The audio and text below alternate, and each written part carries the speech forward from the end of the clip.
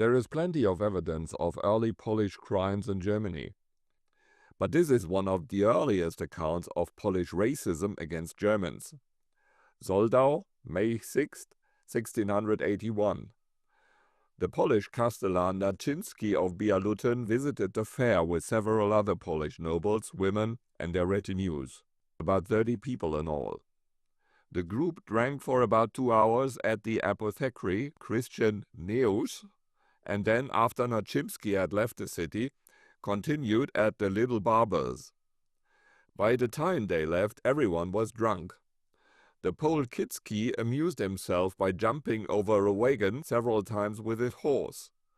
But then he rode towards a soldier with a loaded pistol and hurled insults at him. "You German, you son of a bitch!" In the ensuing commotion, 2 soldiers were shot by the Poles, but the soldiers, armed only with pig bristle spears, managed to drive the drunken Poles out of the city.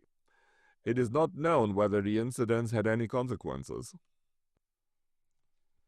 The Poles' hatred of the Germans is therefore much older than is commonly assumed.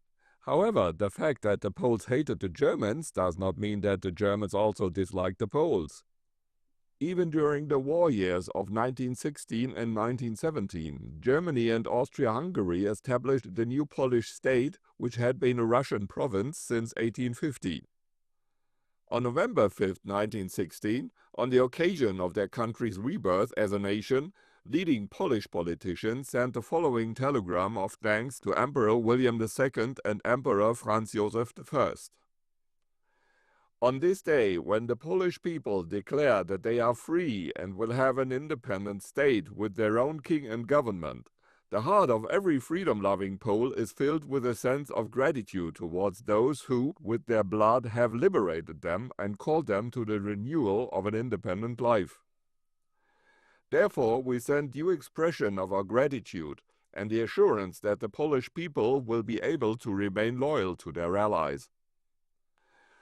However, as early as August 20, 1918, the Polish politician Korfanty demanded before the German Reichstag in Berlin that large parts of Eastern Germany be ceded to Poland.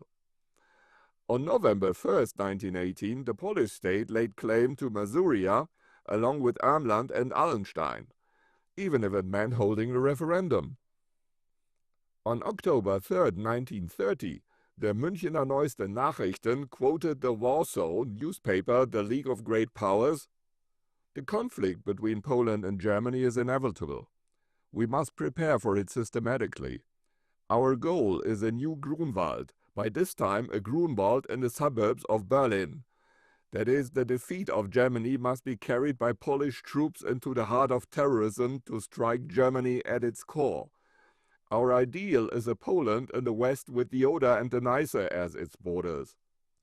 Prussia must be reconquered for Poland, specifically the Prussia on the Spree. In a war with Germany, there will be no prisoners, and there will be no room for either human or cultural sentiments.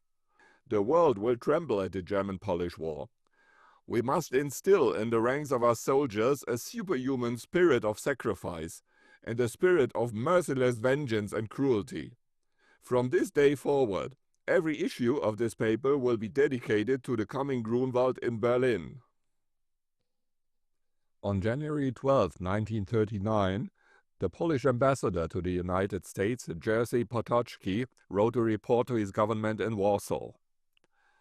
The mood currently prevailing in the United States is characterized by a steadily growing hatred of fascism. Propaganda is primarily in Jewish hands. They own nearly 100% of the radio, film, press, and magazines. The situation here provides an excellent platform for all kinds of speakers and for immigrants from Germany and Czechoslovakia, who spare no words in inciting the local audience through the most varied slanders. It is very interesting that in this very well thought out campaign, which is directed primarily against National Socialism, Soviet Russia is almost entirely excluded. When it is mentioned at all, it is done in a friendly manner, and things are presented as if Soviet Russia were aligned with a bloc of democratic states. In addition to this propaganda, a war hysteria is also being artificially created. The American people are being led to believe that peace in Europe hangs by a thread and that war is inevitable. At the same time, it is made unambiguously clear to the American people that in the event of a world war, America would also have to take active measures to defend the ideals of freedom and democracy throughout the world.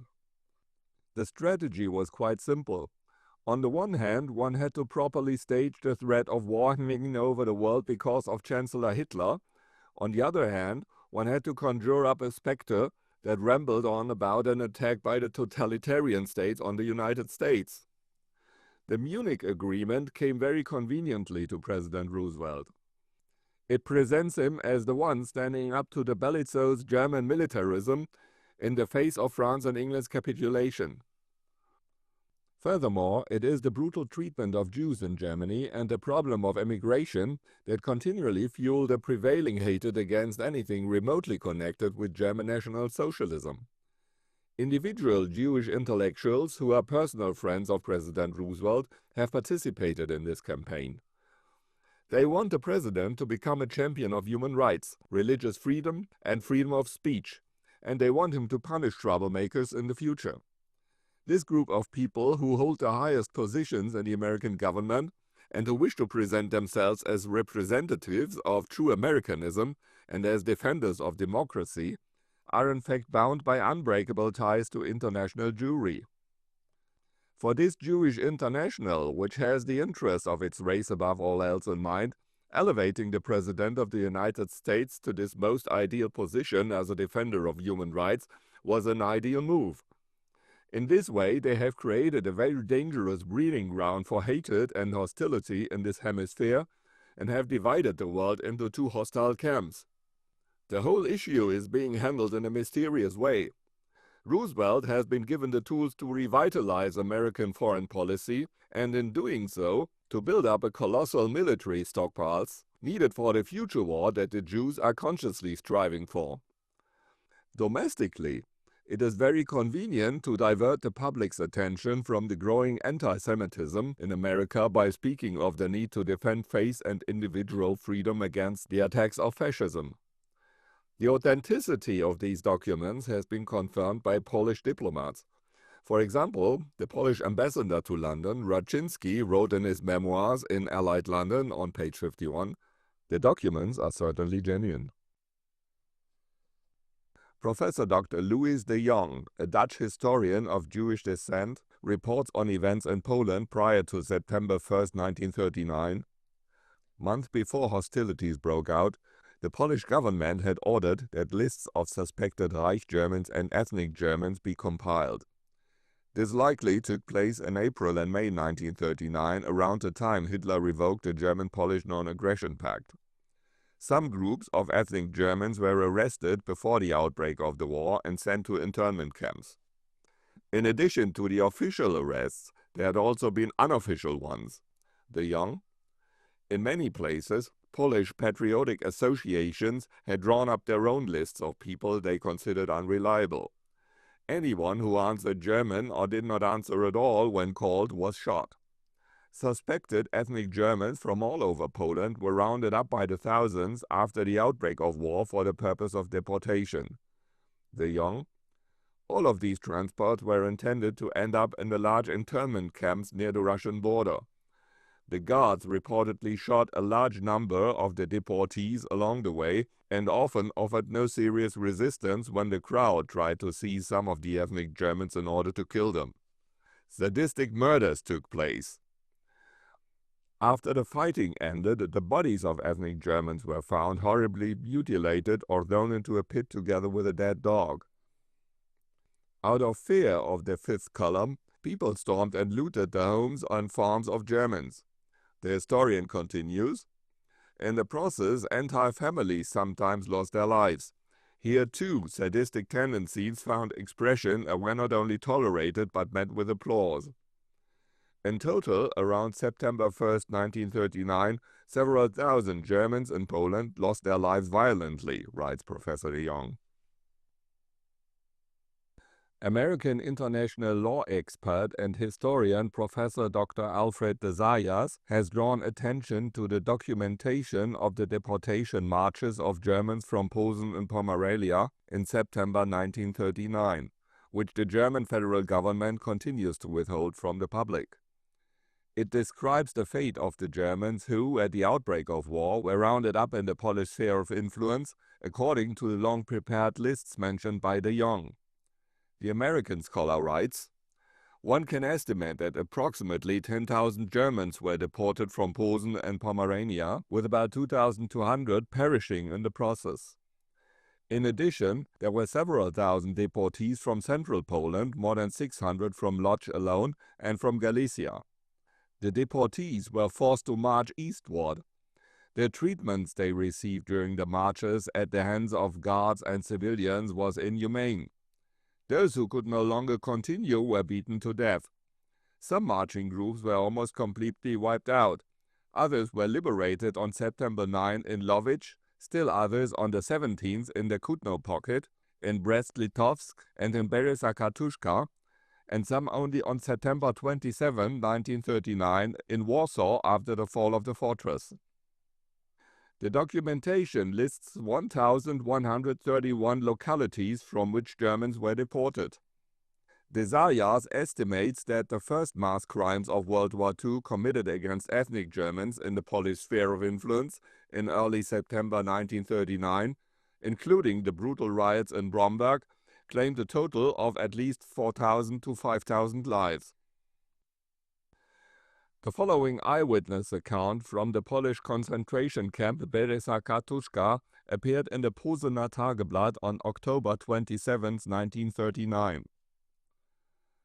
There were 5,786 people, including 3,500 Germans and 1,600 Ukrainians, imprisoned in the Polish internment camp Bereza-Katuszka when they were liberated on the night of September 17 to 18.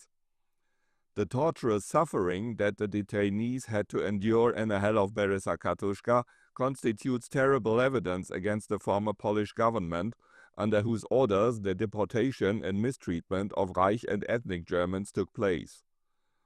Among other things, the following is reported regarding the suffering of the Germans deported to Bereza-Katuszka.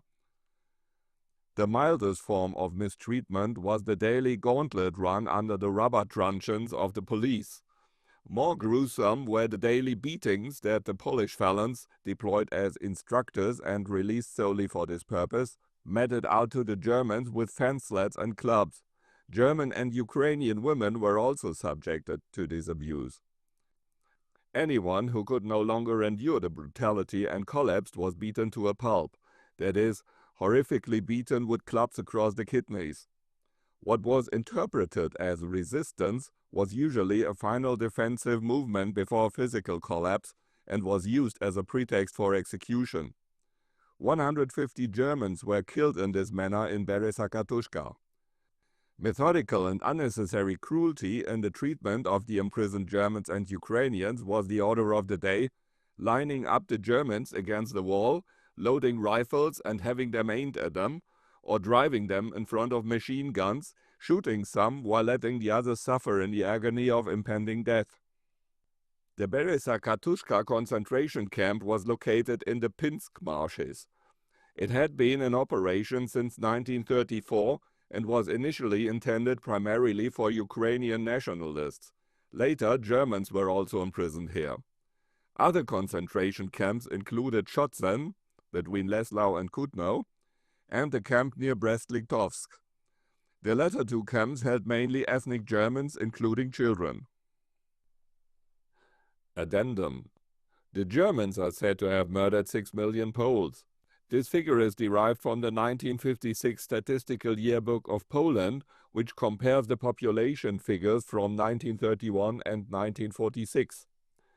In doing so, the German populations of Allenstein, Danzig, Köslin, Stettin, Grünberg, Breslau, and Oppeln in 1931 are simply included in the count. Germans murdered or expelled by Poles, a total of more than 8 million, are thus simply counted as Polish victims in the statistics.